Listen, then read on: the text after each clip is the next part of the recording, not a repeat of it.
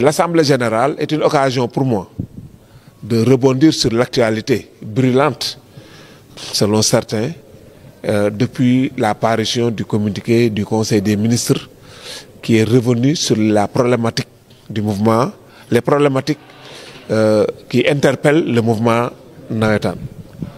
Je dois rappeler également à nos compatriotes que nous saluons l'invite du président de la République. Ça, il n'y a aucun débat là-dessus. Mais je dois aussi rappeler que cette évaluation, cette concertation avait déjà été menée au niveau de chaque région. Tous les ORCAV, les organismes régionaux de coordination des activités de vacances, qui sont des démembrements de l'ONCAV, ont tenu au niveau des gouvernances, ou en tout cas des services régionaux des sports, des journées nationales de concertation avec le gouverneur et le chef du service régional des sports du département, de la région concernée, et qui regroupe l'ensemble des acteurs du mouvement navétane de la région concernée. Toutes les régions ont tenu ces activités. Et je me souviens, à l'époque, c'est l'actuel ministre des Sports, Mme Khady Gueye, qui était chef du service régional des sports de Kaolack. C'est elle-même qui, avec le gouverneur, a conduit la concertation régionale au niveau de la région de Kaolack. Au niveau de Thiès, personnellement, j'étais rapporteur lors de la concertation régionale présidée par le gouverneur Mbeng et sous la supervision du chef du service régional des sports. Donc on avait fait une évaluation objective et proposé des solutions pour ce qui concerne la lutte contre la violence, la gouvernance, la maîtrise du calendrier et les autres défis, notamment infrastructurels, qui se posent pour un bon déroulement du mouvement navétane. Je pense que par la suite, nous nous sommes retrouvés au niveau de la maison de la presse, où des concertations nationales qui regroupaient l'ensemble des 46 départements, des 14 régions, le staff du ministère des Sports avec le directeur des activités physiques et sportives.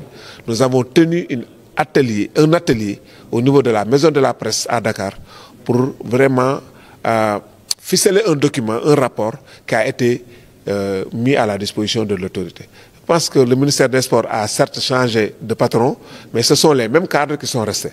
Donc les questions de violence, les questions de gouvernance, les questions de maîtrise du calendrier, c'est des préoccupations qui nous interpellent en tant qu'acteurs. Donc nous sommes ouverts à des discussions avec l'État du Sénégal pour que ces problématiques puissent trouver une solution. Maintenant, n'oublions pas, on fait souvent l'erreur de commenter ou d'analyser la situation du navétane avec les mêmes données d'il y a 40 ans, 50 ans, 60 ans. Les problèmes qui sont posés, en général, se posent au niveau des grandes villes. Mais dans le navétane rural, dans le Sénégal des profondeurs, ce navétane-là ne se joue pas jusqu'en novembre ou en décembre ou en janvier. Dans les grandes villes, ça peut s'expliquer. D'abord, nous avons la liberté d'association garantie par la Constitution. Vous prenez l'exemple de Mbour, c'était 27 quartiers, aujourd'hui nous sommes 42 quartiers. Et nous pratiquons un sport populaire, un sport de masse. Nous ne sommes pas dans un sport d'élite. Si dans un quartier donné, les jeunes se regroupent, remplissent toutes les conditions et souhaitent participer aux activités, il n'y a pas de raison de refuser à ces jeunes-là leur droit de participer au championnat national populaire. Ce championnat national populaire, son appellation date d'une 50aine d'années, mais les gens continuent de parler de navétane. Et nous ne sommes pas, on ne peut pas, au moment où on fait la promotion du sport-études, continuer de vouloir cantonner le navétane dans une période donnée. Ça peut se discuter. Mais si vous prenez l'exemple des États-Unis, le cas de la NBA est là. Mais tous les joueurs de la NBA proviennent du sport scolaire, du monde universitaire, autant pour moi. Donc c'est une petite minorité, peut-être 5%, qui ne viennent pas des universités américaines. Donc ce sont les universités, les collèges américains qui portent le sport amateur, le sport de masse d'une manière générale. Maintenant, si l'État du Sénégal pense qu'à une époque donnée, à une période donnée, on doit arrêter de jouer, mais nous allons nous conformer, nous sommes tous des républicains. Mais je veux dire par là que sport-études, le sport et les études vont de pair. On peut aussi bien réussir aux études que dans le sport et simultanément.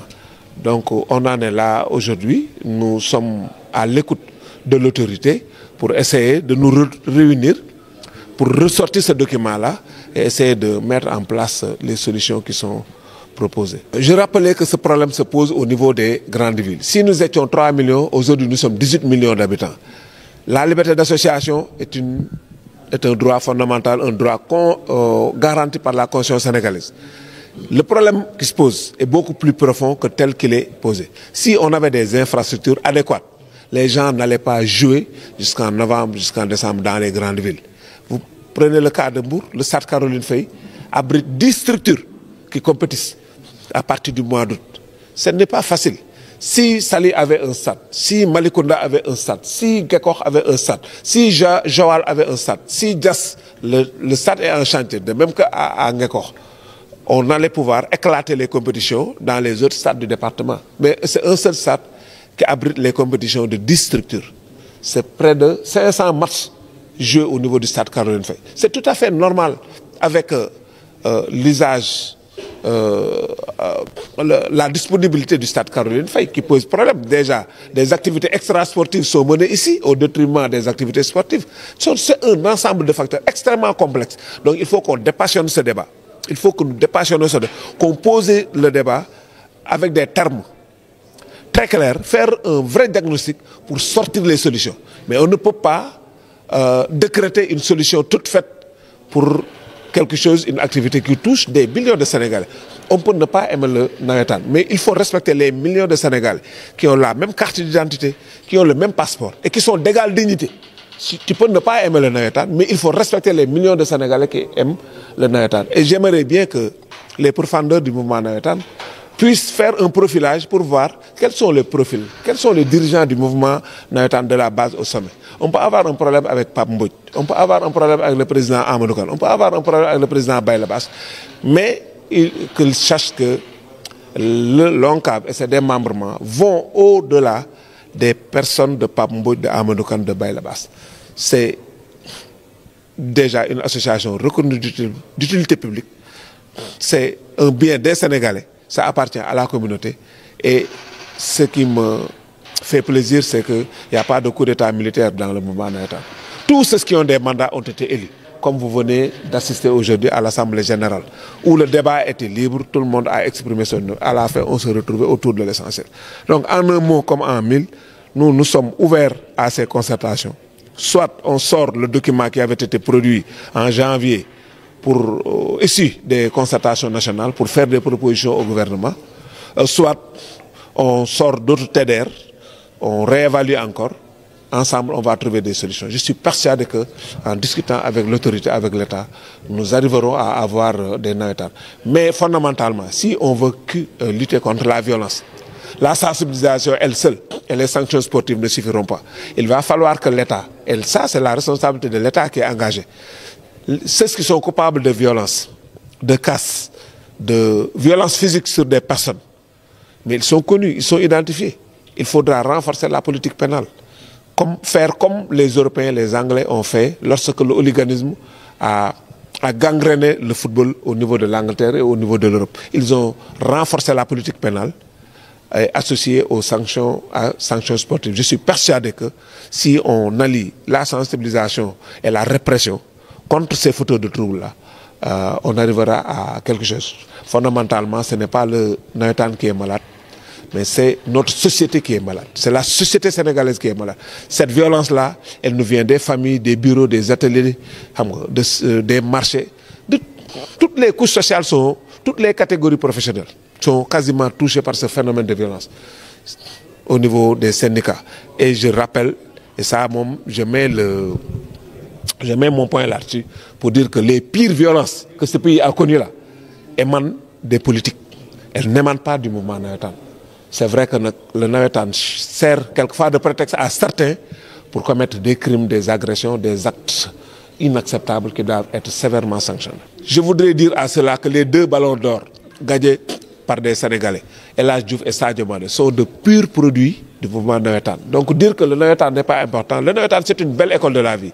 Je peux donner l'exemple de certains cadres au niveau gouvernemental ou dans des institutions internationales, mais qui se présentent comme de purs produits du mouvement navétane. J'ai eu à discuter avec quelqu'un qui assume de hautes responsabilités aujourd'hui dans ce pays, qui me dit La première fois, il était secrétaire général du gouvernement, il a dressé un procès verbal. On lui a demandé, mais où tu as appris à dresser un procès verbal, un compte rendu, etc., etc. Mais il a dit c'est au mouvement navétane. Donc c'est une belle école de la vie. Maintenant, comme l'État, tout le monde n'est pas satisfait de ce que l'État, comment l'État fonctionne. Tout le monde n'est pas satisfait de comment le gouvernement fonctionne. Tout le monde n'est pas satisfait de ce que la FIFA, la CAF ou la Fédération. Donc nous sommes de petites associations. Nous sommes des associations. On a des problèmes. Mais ces problèmes-là, il faut qu'on se retrouve, qu'on les pose pour essayer ensemble de trouver, de dire que le navétane est inutile. Je pense que on ne peut pas décréter cette assertion-là. Il faudra mener des études. Les sociologues, d'autres corps pourront mener pour essayer de mesurer, en tout cas de ressortir l'importance du mouvement navétane. En tout cas, le navétane, les activités de navétane ont un impact économique et social formidable, extraordinaire. Il n'y a qu'à aller voir tous ceux qui mènent des activités autour des activités navétanes pour pouvoir mesurer son importance dans la société sénégalaise. Et ça touche, je le rappelle, des millions de Sénégalais.